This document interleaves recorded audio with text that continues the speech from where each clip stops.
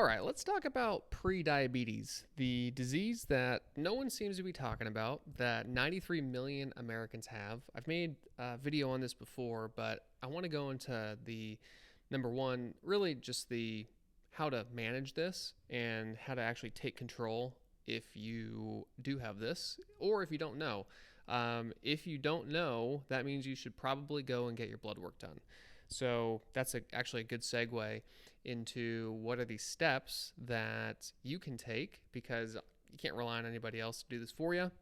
And what, the steps you can take, and then why this is an important problem to solve. Maybe I'll start with why it's an important problem to solve.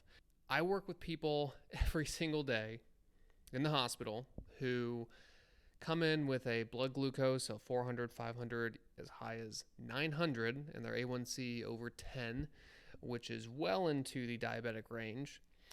And these are people who just were not managing their sugars well, who end up having amputations, heart attacks, develop dementia much earlier than they would have naturally, and have strokes and a whole slew of things. And I think I said amputations already, but the amputations are the most jarring thing for me to see.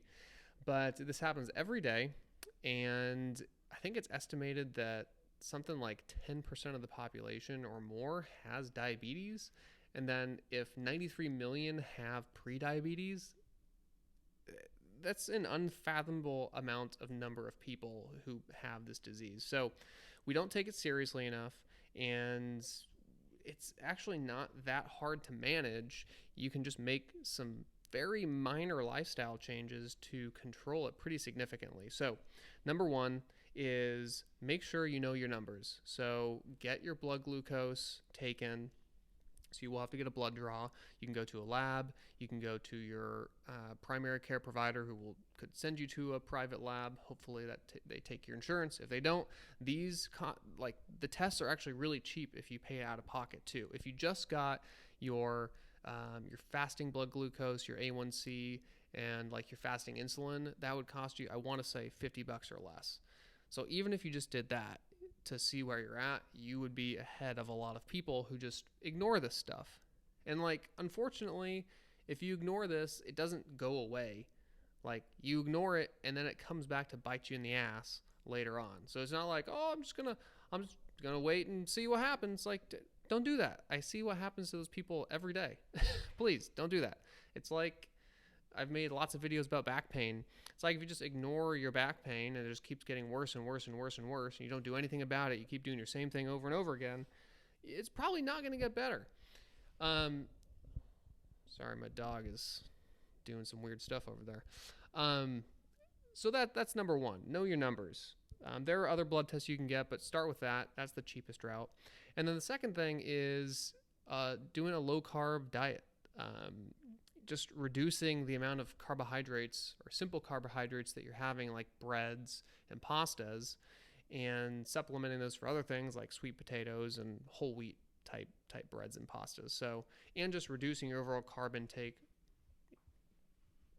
overall, because if you do that and you increase your protein, it's pretty likely that you're going to lose some weight too, because you just can't get you'll get more full with the protein, and you just can't consume as many calories of protein. You just can't do it. I've tried. you can't do it.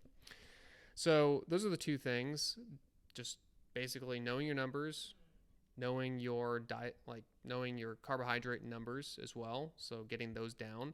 And then the third thing is increasing the amount of exercise that you're doing. And that can literally just be going for longer walks or walking at a faster pace. It doesn't have to be resistance training and lifting weights, although that would be optimal. I know that most people are already not even getting enough walking in. So if, this is more geared towards you. So if you're already not doing any exercise, some is better than zero.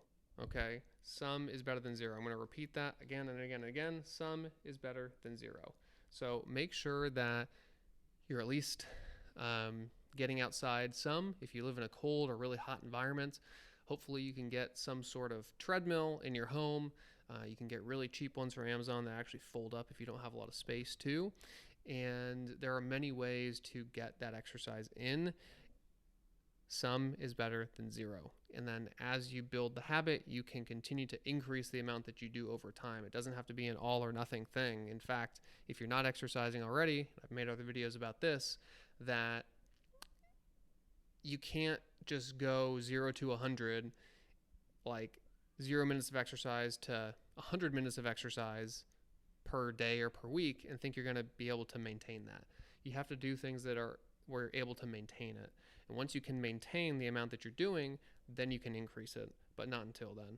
That's how you stay successful with an exercise routine, and that's how you stay successful in managing prediabetes and hopefully preventing it from going to diabetes.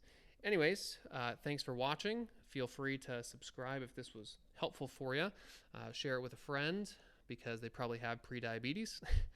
And I'll catch you on the next one.